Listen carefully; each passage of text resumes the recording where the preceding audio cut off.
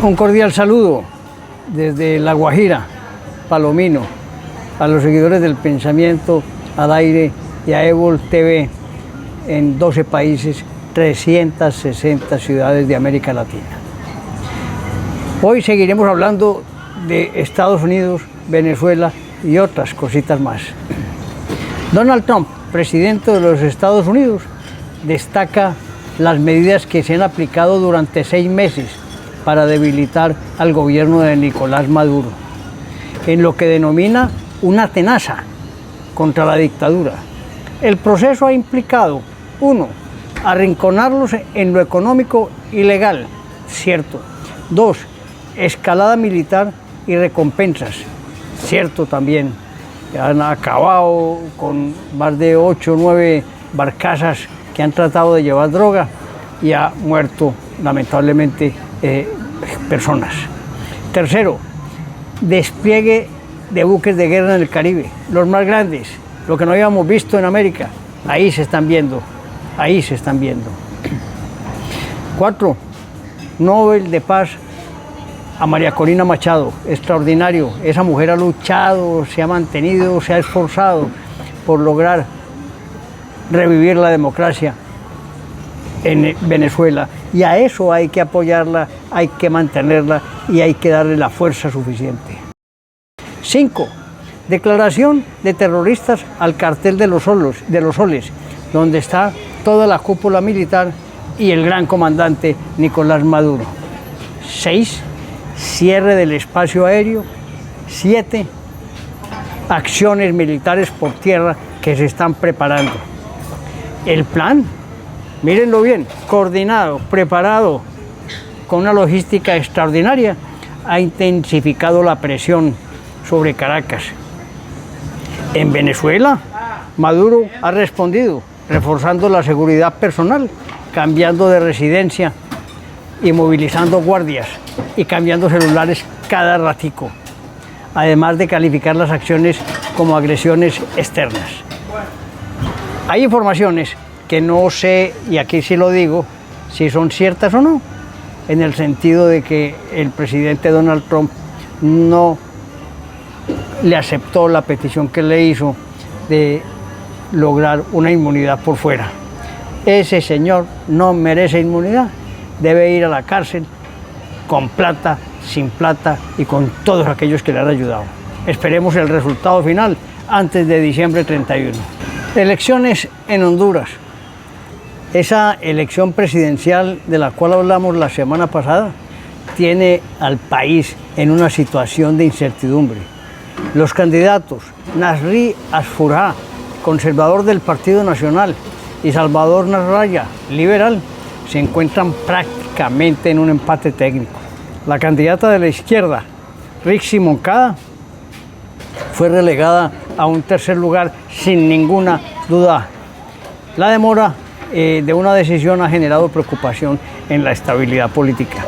Eso no es bueno para la democracia, eso hay que definirlo rápidamente, y una de las dos tendencias, ya que la izquierda desaparece del panorama, mantenga perfectamente esa república de una manera independiente y no caiga en manos como Nicaragua, como Cuba, en garras de ese comunismo nefasto que nadie quiere ver. En Colombia y en el mundo tuvimos una gran crisis en la aviación comercial. El fabricante Airbus ordenó una actualización inmediata y urgente del software y en algunos casos del hardware para cerca de 6.000 aviones de la familia A320, tras descubrir un defecto en los equipos de control de vuelo que podría comprometer la seguridad ante condiciones inusuales, como radiación solar intensa.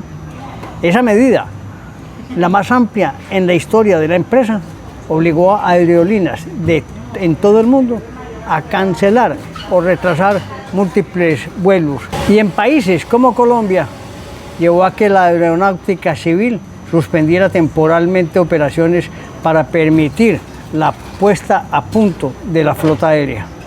Y pese a los inconvenientes, Airbus informó que la gran mayoría de los aviones afectados ya cumplen con las modificaciones y que menos de 100 siguen pendientes de intervención.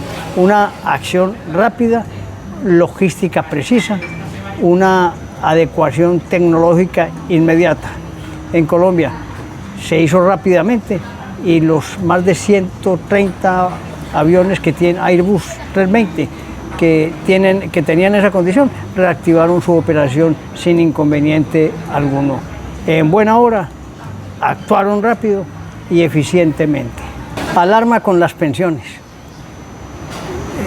El gobierno no sabe qué hacer con la platica de los colombianos que mes a mes aportan para tener una mejor calidad de vida al final de sus días.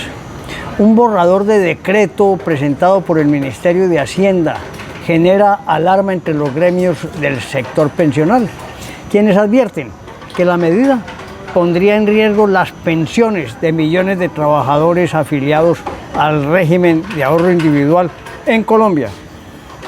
Según el proyecto, se modificaría el mecanismo de ajuste conocido como deslizamiento del salario mínimo, lo que implicaría que quienes soliciten pensión mediante renta vitalicia tendrían que aportar cerca de un 30% más. Las asociaciones de Asofondos y Fasecolda aseguran que de aprobarse el decreto habría menos pensionados, pensiones más bajas y una cobertura comprometida en caso de invalidez o de sobrevivencia. Además advierten que la medida podría afectar la viabilidad del seguro previsional y dejar desprotegidos a quienes más lo necesitan. Son medidas terribles que el gobierno permanentemente está pensando para subsidiar el gran déficit que tiene.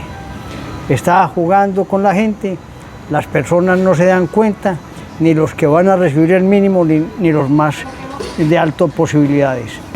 A todos afecta de una u otra manera y la gente impávida sigue haciéndole caso en las encuestas al señor presidente de la República.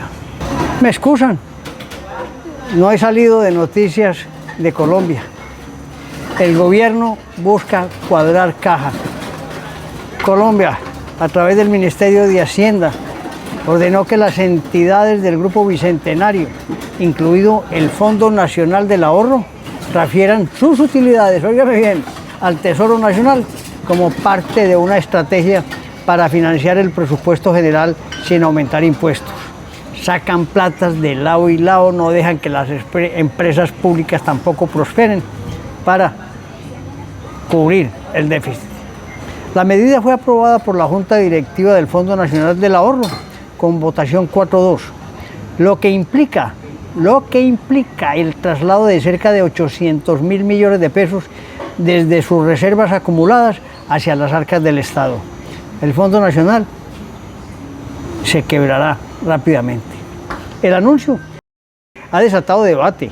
Críticos advierten riesgos sobre la sostenibilidad del fondo y la protección de los recursos de los afiliados, mientras el gobierno defiende la medida bajo el argumento de aprovechar excedentes considerados excesivos para cubrir necesidades fiscales. Óigame bien, el ahorro de la gente lo consideran excesivo. Ese esfuerzo inmenso que mes a mes los ahorradores hacen para poder tener acceso a su vivienda, el gobierno los considera excesivos. ¿Qué quiere el gobierno? Quedarse con todo. No hay nada más que hacer. Y ustedes quietos, callados, no dicen nada. ¡Qué tristeza! La Fiscalía imputa a exministros por escándalos de la Unidad Nacional para la Gestión de Riesgos y de Desastres, UNGREDE. Miren bien, pierden el foco. Para proteger desastres, unos bandidos se llevan la plata. La Fiscalía General formalizó el 1 de diciembre del 2025 cargo contra los exministros. Óiganme bien, Ricardo Bonilla, que era de Hacienda, Luis Fernando Velázquez, que fue del Interior, acusándolos de liderar una red criminal para direccionar contratos en la Unidad Nacional, con el propósito de sobornar congresistas y asegurar el respaldo de reformas claves del gobierno. Los exministros enfrentan imputaciones por concierto para delinquir agravado, cohecho e interés indebido en la celebración de contratos. Ambos, como suele suceder, se declararon inocentes y la Fiscalía solicitó medida de aseguramiento domiciliaria. Un día diremos por qué la gente se declara inocente para poder, y lo digo, para poder negociar después anticipadamente la condena. Esto es terrible. Siguen sucediendo cosas, bueno, en las campañas, porque a partir del 8 se suspenden o se termina el plazo para las listas aspiración a Congreso y a Senado y a Cámara de Representantes, es decir, Senado y Cámara. Y por ello, también en el Centro Democrático ya lanzaron sus listas, ya las presentaron a consideración, como los liberales, como los conservadores, como el Pacto Histórico, todos organizando sus listas. Unos conocidos, otros desconocidos, gente que ha trabajado bien, otros que no. Pero en fin, será la ciudadanía la que decida cómo vota. A lo que me quiero referir es a lo que ocurrió con Miguel Uribe. Este señor Miguel Uribe Londoño fue expulsado del Centro Democrático de la lista de precandidatos presidenciales tras acusaciones de haber ofrecido su apoyo a Abelardo de la Espriella. Poco después, Uribe Londoño anunció su renuncia irrevocable a la militancia en el partido y desistió de sus aspiraciones presidenciales. Uribe aseguró que la decisión no respondió a un sesgo personal, sino a una cuestión de responsabilidad partidista. Señaló que la exclusión de Miguel Uribe obedeció a lo que el partido consideró una transgresión de las reglas internas, la supuesta intención de apoyar una candidatura externa, la de Abelardo, por lo que mantuvo su respaldo al proceso de selección interna entre otros candidatos. Me parece bien, el presidente y el Centro Democrático actuó como lo hizo, bien. Además, Miguel Uribe Londoño, un aparecido que trató de minimizar el trabajo que habían hecho los precandidatos del Centro Democrático, a quienes reconozco su entereza, valentía y dignidad para seguir trabajando en el Centro Democrático. Veo bien a FENALCO con relación a la discusión del salario mínimo para el año 2026.